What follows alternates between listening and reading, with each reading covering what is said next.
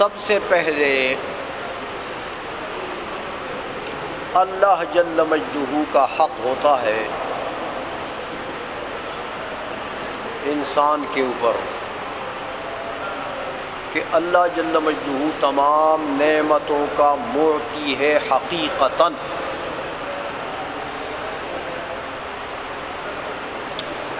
تو منعم کا شکر ادا کرنا واجب ہوتا ہے.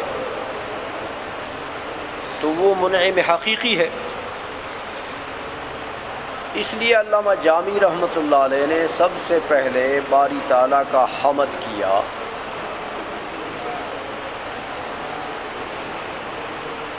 کہ باری تعالیٰ کا حق سب سے پہلے منعم حقیقی. اس کے بعد حضور نبی کریم صلی اللہ علیہ وسلم کا حق ہے. جو بزرگوں نے فرمایا نا کہ بعد از خدا بزرگ تو یہ قصہ مختصر. خدا کے بعد بزرگی اور بڑا رتبہ کن کا ہے؟ حضور کا ہے.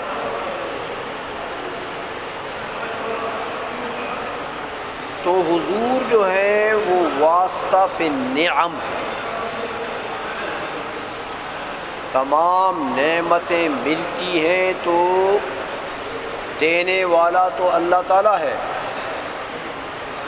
معطی کون ہے؟ اللہ تعالیٰ ہے. لیکن کن کی برکت سے، کن کے واسطے سے ملتی ہے؟ حضور کے واسطے سے ملتی ہے. دو وجہ ہیں. ایک تو یہ کہ حدیث میں آتا ہے، حضور نے فرمایا کہ حدیث قدسی ہے، اللہ نے فرمایا کہ لولا کا لما اظہرت الربوبیت. اللہ نے فرمایا کہ اے محبوب، اگر آپ کو پیدا کرنا مقصود نہ ہوتا دنیا میں تو میں اپنی ربوبیت کو بھی ظاہر نہ کرتا کہ میں کسی کا رب ہوں کہ نہیں. تو دیکھو دنیا کو، کائنات کو وجود ملا ہے، کن کی وجہ سے ملا؟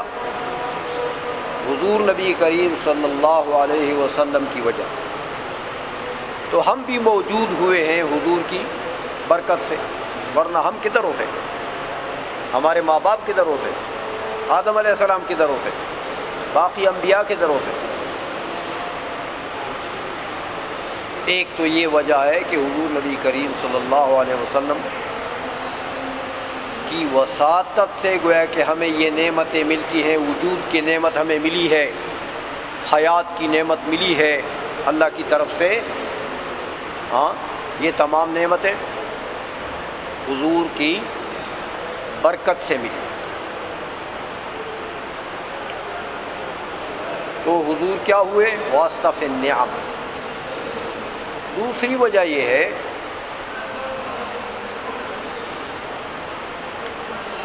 کہ حضور نے فرمایا کہ جو نعمتیں تمہیں ملتی ہیں وہ میرے دربار سے ملتی ہیں. حضور نے فرمایا انما انا قاسم واللہ یعطی. بات یہی ہے کہ میں تقسیم کرنے والا ہوں نعمتوں کا، اور اللہ عطا فرمانے والا ہے. معطی اللہ ہے، تقسیم کرنے والے کون ہیں؟ حضور صلی اللہ علیہ وسلم ہے. دیکھو بھائی، کسی کو بچوں کی نعمت ملتی ہے، حضور کے دربار سے ملتی ہے، حضور تقسیم کرتے ہیں. کسی کو صحت کی نعمت ملتی ہے، حضور کے دربار سے ملتی ہے. کسی کو رزق کی فراوانی ملتی ہے، حضور کے دربار سے ملتی ہے. جو بھی نعمتیں ہیں،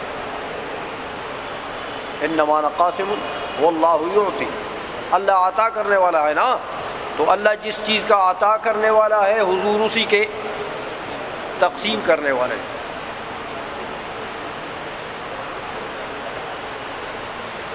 آئی سمجھ میں؟ اسی لیے حضرت نے فرمایا نا، بڑا اچھا فرمایا، بخدا، خدا کا یہی ہے در مجھے خدا کی قسم کہ نعمتوں کی تقسیم کے لیے خدا کا در کون سا ہے؟ اگر نعمتیں چاہتے ہو تو نعمت کسی سے مانگنے کے لیے اس کے در پر جانا پڑتا ہے نا. نوابوں سے سوال کرتے ہو کہ ہمیں زمین دے دو تو نوابوں کے در پر جانا پڑے گا. ہاں، کسی سے سوال کرتے ہو تو اس کے در پر جانا پڑے گا. تو اعلیٰ حضرت نے کیا فرمایا کہ بخدا خدا کا یہی ہے در. حضور کا جو دربار ہے یہی خدا کا دربار ہے، نہیں اور کوئی مفر مقر. اس دربار کے علاوہ کوئی اللہ کے عذاب سے بھاگنے کی جگہ اور ہے ہی نہیں، پناہ کی جگہ اور نہیں ہے. اللہ کے عذاب سے بچنے کا دربار کون سا ہے؟ یہی ہے. ادھر بھاگ کے آ جاؤ، حضور کا دامن پکڑو. اور قرار اور سکون اور اطمانیت کی جگہ بھی اور نہیں ہے. اگر قرار اور سکون اور طمانیت چاہتے ہو تو بھی ادھر آ جاؤ، حضور کا دامن پکڑو. یہیں سے آپ کو سکون ملے گا، اطمینان ملے گا، قرار ملے گا. تو اللہ کے عذاب سے بچنے کا پناہ گاہ بھی یہی ہے. بچنا چاہتے ہو خدا کے قہر و غضب سے، حضور کا دامن پکڑو. اور یہ اعلیٰ حضرت نے بالکل حضور کے حدیث کا ترجمہ کیا. حضور نے فرمایا اللہ جل مجدہ نے دنیا میں 2 امان اتارے ہیں اپنے قہر و غضب سے بچنے کے لیے. 2 پناہ گاہیں اللہ نے اتاری ہے. فرمایا ایک میری ذات ہے، ایک میں ہوں، اور ایک قرآن عظیم. قرآن عظیم سے یارانہ بناؤ، دوستانہ بناؤ، تعلق بناؤ، اللہ کے قہر و غضب سے بچے رہو. میرے دامن پکڑو، اللہ کے قہر و غضب سے بچے رہو. اسی لیے اللہ حضرت نے فرمایا بخدا خدا کا یہی ہے در، نہیں اور کوئی مفر مقر. جو وہاں سے ہو یہیں آ کے ہو، جو یہاں نہیں وہاں نہیں.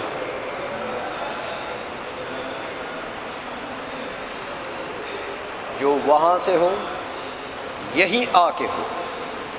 جو تمہاری قسمت میں کوئی نعمت اللہ نے لکھی ہے اور اللہ دینا چاہتا ہے تجھے تو یہیں آ کے ہو، یہیں سے ملے گی. تقسیم کرنے والے تو حضور ہے نا، یہیں آ کے ہو.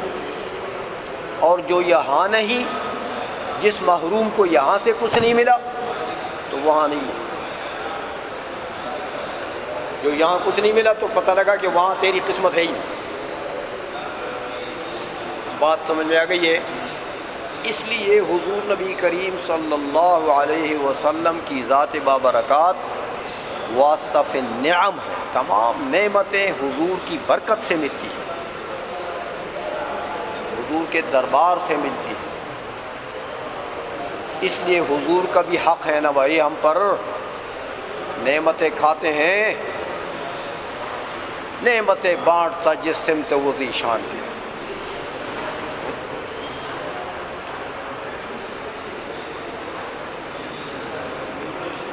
تو جب وہ نعمتیں ہم کھاتے ہیں جو حضور کی برکت سے ہمیں ملتی ہیں تو حضور کا حق نہیں ہے ہم پر. اس لیے علامہ جامی رحمۃ اللہ علیہ نے دوسرے مرتبے میں حضور کے حق کی ادائیگی کی کوشش کی ہے. اور حضور کے حق کی ادائیگی کیسے ہوگی کہ حضور پر درود زیادہ پڑھو. حضور پر درود زیادہ پڑھو. اور حضور نے فرمایا بھی ہے کہ قیامت کے دن میرے قریب سب سے زیادہ قریب بندہ وہ ہوگا جس نے درود میں اکثریت کی، جس نے درود زیادہ پڑھا دنیا میں۔ اس لیے علامہ جامی رحمۃ اللہ علیہ دوسرے مرتبے میں اللہ جل مجدہ کے حمد کے بعد کیا کرتے ہیں؟ والصلاۃ علی نبی، اللہ کی رحمتوں کا نزول ہو، والصلاۃ نازلۃ،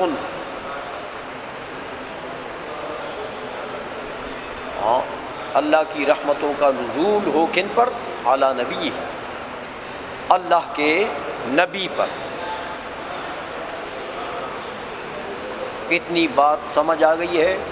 اچھا، یہ تو وجہ تھی صلاۃ لانے کی، میں نے آپ کو بتا دی ہے کہ صلاۃ کیوں لائے علامہ جامی، یہ وجہ ہے کہ حضور کا حق ہے ہم پر، علامہ جامی پر بھی حق تھا، وہ حق پورا کرنے کے لیے صلاۃ، حمد بھی اسی لیے جائے، اللہ جل مجدہ کا حق سب سے مقدم ہے، اللہ کی شان کے مناسب حمد کرنا یہ اللہ جل مجدہ کا حق ہے، حضور کے اوپر درود پڑھنا یہ حضور کا حق ہے۔ سمجھ میں آ رہی یہ بات ہو؟ اب یہ بات ہے کہ والصلاۃ علی نبی یہ ہی کی ضمیر کے اوپر اعتراض کیا علماء نے کہ بھئی یہ ہی کی ضمیر کس کی طرف آئے گا؟ پہلے دو چیزوں کا ذکر ہے، ایک حمد کا ذکر ہے، ایک ولی کا ذکر ہے۔ الحمد لولی یہ کہ جملے میں تو ضمیر یا حمد کی طرف عائد ہوگی یا ولی کی طرف، دو ہی چیزیں۔ حمد کی طرف راجع کرتے ہو تو بات غلط، کیونکہ اعلیٰ نبی الحمد مطلب ہو جائے گا نا، تو حضور حمد کے نبی ہیں،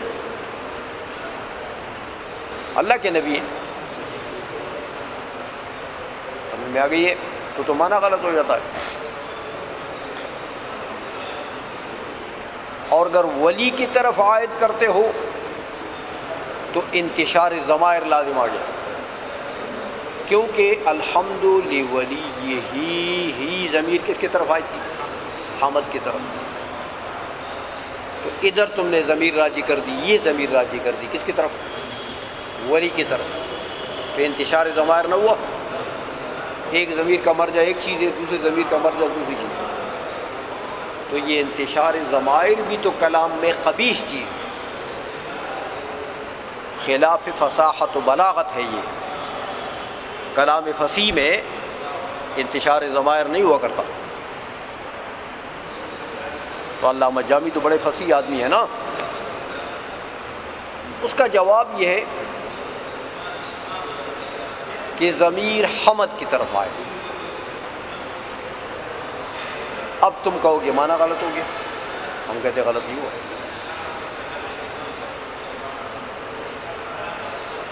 سمجھ میں آ گئی یہ؟ غلط نہیں ہوا ہے، بلکہ یہ فصیح کلام میں ایسا ہی ہوتا ہے۔ ایک لفظ کے جب دو معنی ہوتے ہیں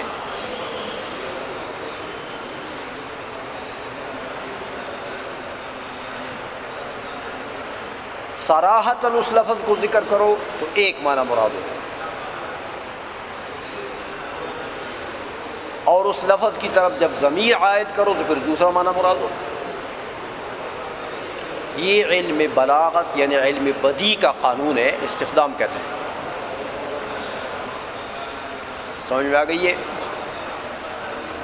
کہ لفظ کے جب دو تین معنی ہوتے ہیں، کئی معنی ہوتے ہیں، تو عرب ایسا کرتے ہیں کہ جب صراحتاً اس لفظ کو ذکر کرتے ہیں ایک معنی مراد لیتے ہیں،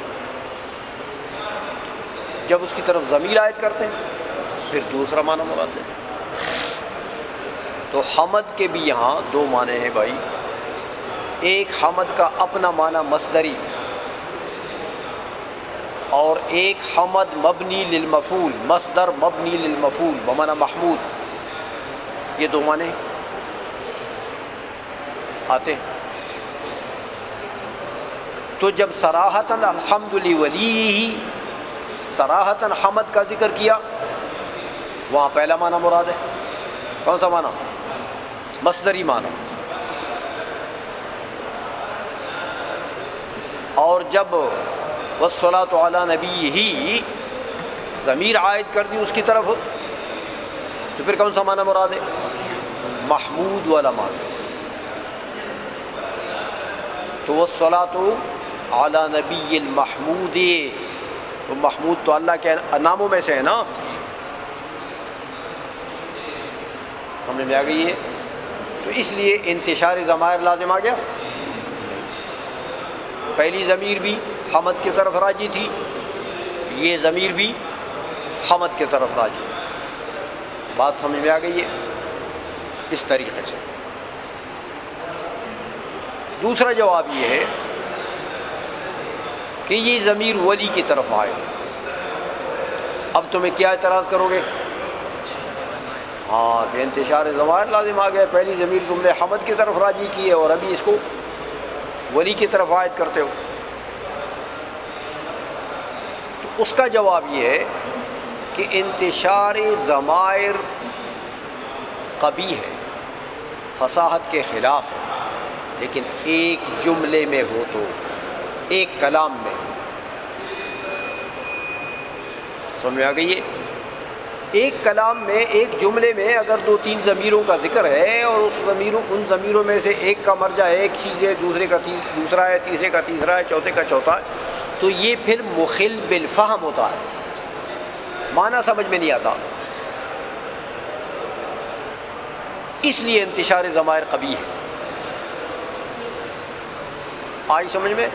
لیکن اگر کلامین مختلفین ہو جائیں، جملے دو ہو جائیں، تین ہو جائیں، تو وہاں ضمائر کے مرجع جو ہیں وہ علیحدہ علیحدہ ہو جائے تو پھر اس مخل بالفہم نہیں ہے. سمجھ میں آ گئی ہے؟ اس لیے وہاں پر انتشار ضمائر قبیح نہیں ہے. تو ولی کی طرف عائد ہے، اور ولی سے آپ پہلے پڑھ چکے ہیں کہ حمد کا حری، حمد کا لائق کون ہے؟ اللہ جل مجدہ. تو والصلاۃ علی نبی اللہ، رحمت نازل ہو اللہ کے نبی پر. اعتراض ایک اور ہوتا ہے کہ نبی کا لفظ بول گئے، حالانکہ نبی کا مرتبہ رسول کے مرتبے سے نیچے ہوتا ہے. رسول انسان بعثہ اللہ تعالی الی الخلق لتبلیغ الاحکام ومعہ شریعت متجددہ، کہ رسول کے لیے شریعت متجددہ کا ہونا ضروری ہے، یعنی صاحب شریعت ہوا کرتا ہے رسول. نبی جو ہے اس کے لیے شریعت متجددہ کا ہونا ضرور نہیں ہے. جیسے حضرت یوشع ابن نون تھے، حضرت موسیٰ علیہ السلام کی شریعت پر وہ تورات کو وہ چلاتے تھے. بہت سے انبیاء بنی اسرائیل جو ہیں وہ تورات کو موسیٰ علیہ السلام کے بعد عیسیٰ علیہ السلام تک، عیسیٰ علیہ السلام کے علاوہ بنی اسرائیل کے جتنے انبیاء آئے ہیں موسیٰ علیہ السلام کے بعد وہ سب تورات کی تبلیغ کرتے رہے. تو وہ نبی تھے، رسول نہیں تھے. سمجھ میں آ گئی ہے؟ رسول موسیٰ علیہ السلام. تو نبی کا رتبہ رسول سے کم ہوتا ہے. تو یہاں حضور نبی کریم صلی اللہ علیہ وسلم تو رسول ہیں نا بھائی، صاحب شریعت ہے، صاحب کتاب ہے. آئی سمجھ میں؟ تو یہاں رسول کا لفظ بولنا چاہیے تھا کہ جو اعلیٰ رتبے کا لفظ ہے اس پر دلالت کرانا چاہیے تھا. تو علامہ جامی نے یہاں پر نبی کا لفظ بول دیا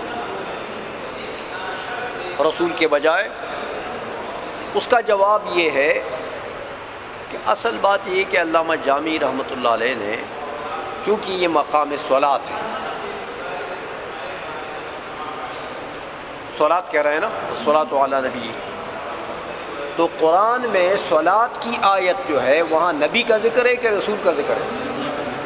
ہاں، آیت صلاۃ جو ہے، آیت درود جو ہے، وہاں نبی کا لفظ ہے، اور یہاں یہ صلاۃ بول رہے ہیں۔ تو قرآن کی پوری اتباع اس وقت ہوگی جب کہ نبی کا لفظ یہاں بولا جائے۔ سمجھ آ گئی ہے؟ اس لیے علامہ جامی رحمۃ اللہ علیہ نے قرآن کی پوری اتباع کرنے کے لیے لفظ کو نہیں بدلا، اگرچہ رسول کا لفظ اعلیٰ رتبے کا ہے، یہ رتبے کا کم ہے، لیکن یہ مقام صلاۃ ہے، اور علامہ جامی عمل کرنا چاہتے ہیں اس آیت کے اوپر کہ ان اللہ و ملائکتہ یصلون علی النبی، علی الرسول نہیں کہا، تو اس آیت پر عمل کرنا چاہتے ہیں، اور اس آیت پر پورا عمل کب ہوگا؟ جبکہ نبی کا لفظ بولا جائے۔ سمجھ میں آئیے؟ اس لیے رسول کے لفظ کو چھوڑ کر علامہ جامی نے نبی کے لفظ کو اختیار کیا۔ نبی جو ہے اس کا مادہ یا نبأن ہے، محموز اللام نبأن، نبأن بمانا خبر، نبأ بمانا خبر، نبی فعیل کا وزن ہے، صفت مشبہ کا صیغہ ہے اس سے، یعنی خبر دینے والا، خبر دینے والا۔ تو نبی بھی اپنی امت کو خبر دیتا ہے نا، کس چیز کی خبر دیتا ہے؟ کہ اللہ ہے، ایک ہے۔ کسی نے اللہ کو دیکھا؟ رسول نے دیکھا، تو وہ خبر دے رہا ہے دوسروں کو، اندیکھے جنہوں نے نہیں دیکھا، دیکھنے والا ان کو خبر دے رہا، اللہ ہے، ایک ہے، عالم ہے، حی ہے، قیوم ہے، ہاں، مرید اور شائی ہے، متکلم ہے، وغیرہ وغیرہ صفات باری تعالیٰ کے بیان، یہ سب خبر دے رہا۔ تو یہ بتاؤ کہ یہ تمام اخبار غیب کے ہیں کہ شہادت کے ہیں؟ اللہ ہے، یہ غیب کی خبر ہے، اللہ ایک ہے، یہ کیا ہے؟ غیب کی خبر ہے۔ اللہ عالم ہے، غیب کی خبر ہے، ہمیں کیا پتا؟ ہم نے کوئی دیکھا تو نہیں ہے۔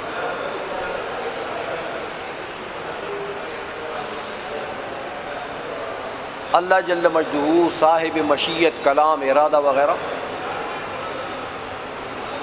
یہ سب خبر دے رہا ہے۔ قیامت قائم ہوگی، کسی نے قیامت دیکھی؟ غیب کی خبر ہے۔ اللہ حساب کتاب لے گا، غیب کی خبر ہے۔ سمجھ آ رہی ہے؟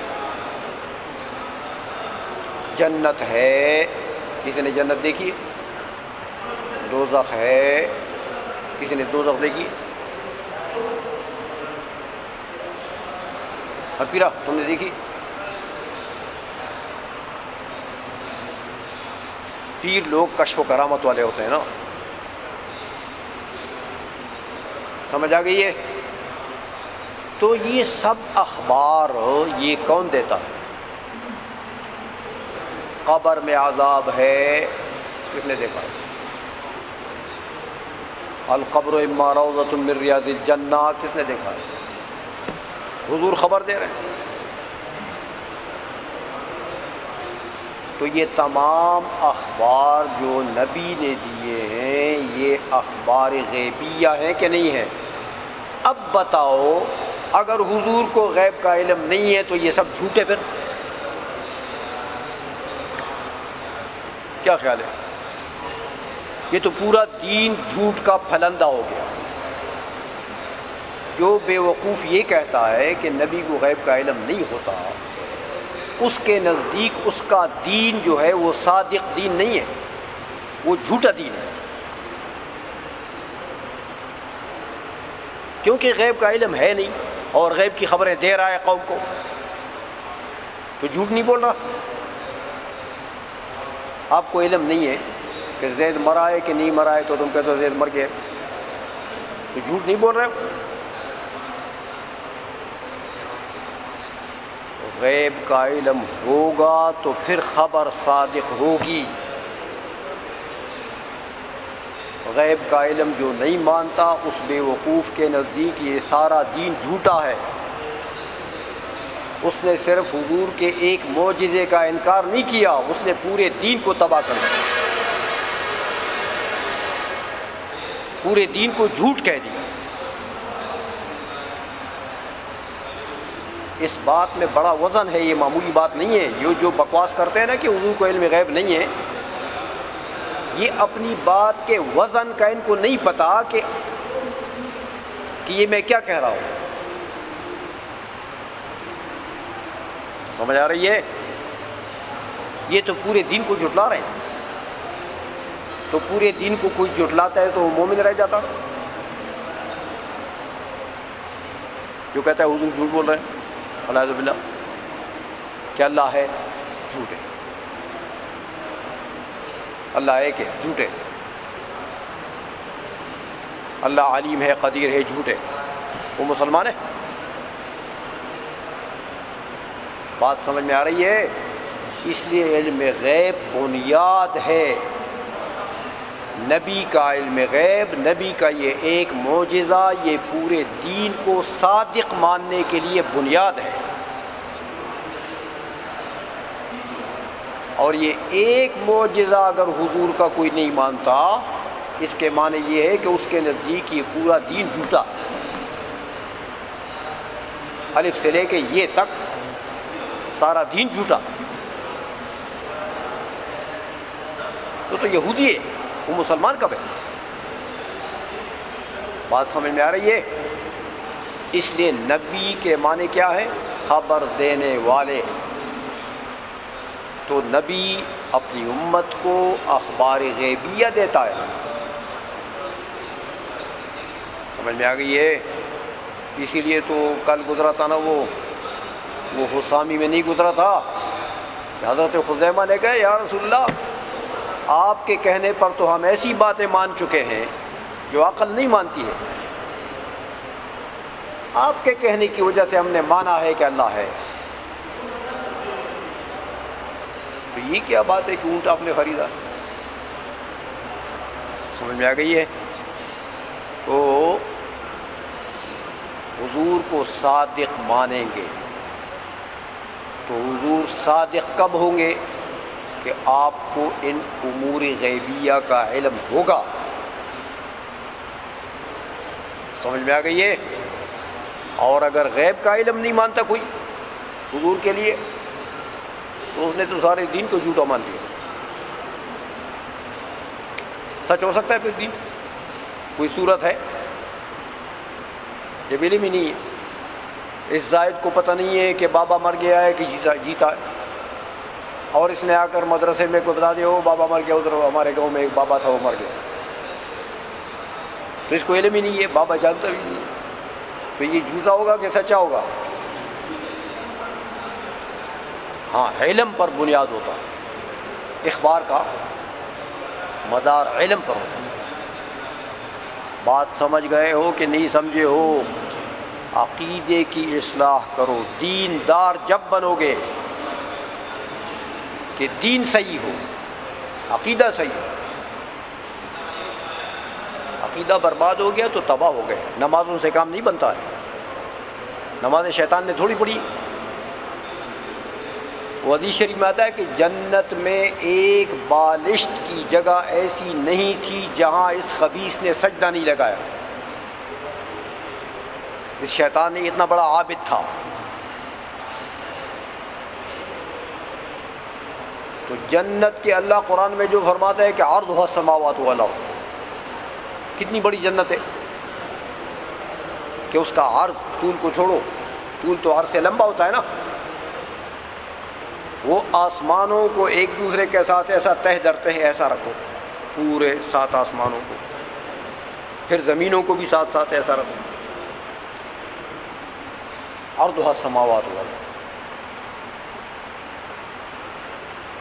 تو یہ جنت کا عرض بن جائے گا، طول تو پتہ نہیں وہ کتنا ہے۔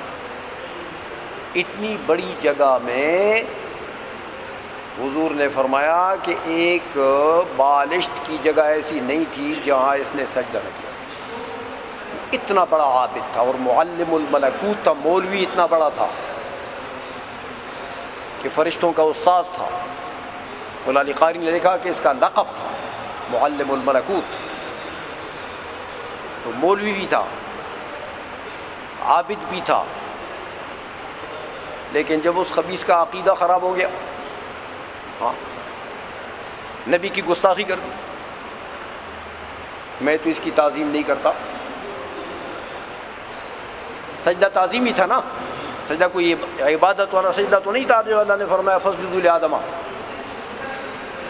تو وہ سجدہ عبادت تو نہیں تھا۔ مولا علی قاری رحمۃ اللہ علیہ نے، امام رازی رحمۃ اللہ علیہ نے، سب ائمہ نے لکھا ہے کہ سجدہ تعظیمی تھا۔ اللہ تعظیم کرانا چاہتا تھا اپنے استاذ کا۔ آدم علیہ السلام ان کے استاذ ہو گئے نا، یا آدم انبئہم باسمائہم، ان کو پڑھا دو اس کے اسماء، یہ چیزوں کے اسماء ان کو پڑھا دو۔ تو آدم علیہ السلام استاذ نہیں بنے، جب استاذ بنے تو استاذ کی تعظیمی سجدہ کرا، اللہ نے کرانا چاہا، اس کی تعظیم کرو۔ انہوں نے کہا میں تو نہیں کرتا، ہمیں آ گئی میں تو نہیں کرتا،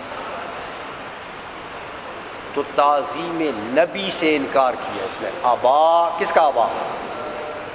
آبا واستکبر، کس چیز کا ابا کیا اس نے؟ تعظیمی سجدہ کرنے سے، استاذ کی تعظیم سے اس نے انکار کیا۔ اللہ نے فرمایا فاخرج فإنک رجیم، نکل جائے۔ سمجھ آ گئی ہے؟ تو لعنتی کیوں ہو گیا؟ کہ تعظیم کا انکار کیا اس نے۔ اللہ عبادت نہیں کرانا چاہتا تھا آدم علیہ السلام کا، تعظیم کرانا چاہتا تھا۔ تو عابد یہ بھی بہت بڑا تھا، نمازوں سے کام نہیں بنتا ہے جب تک عقیدہ صحیح نہ ہو۔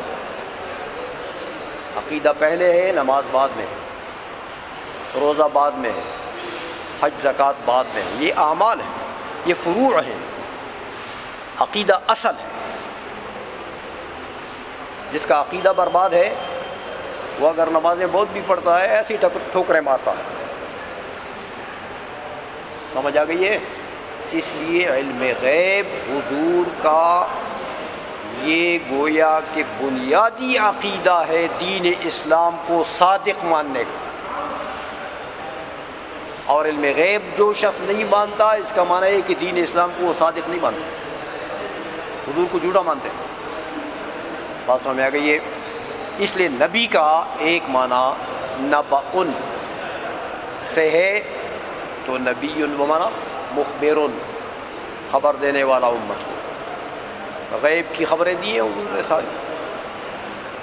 دوسرا مادہ اس کا آتا ہے نبأ سے،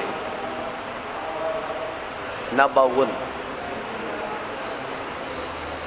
سمجھ میں آ گئی ہے؟ ناقص واوی۔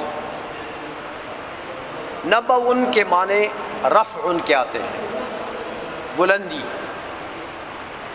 اونچائی، تو نبی بمعنی رفیع، اونچا بلند۔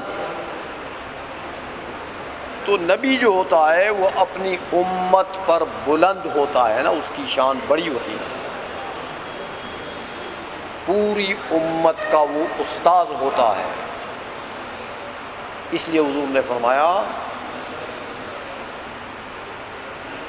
کہ مجھے اللہ جل مجدہ نے معلم بنا کر بھیجا ہے، انما بعثت معلما، مجھے اللہ نے استاذ بنا کر بھیجا ہے، معلم بنا کر بھیجا۔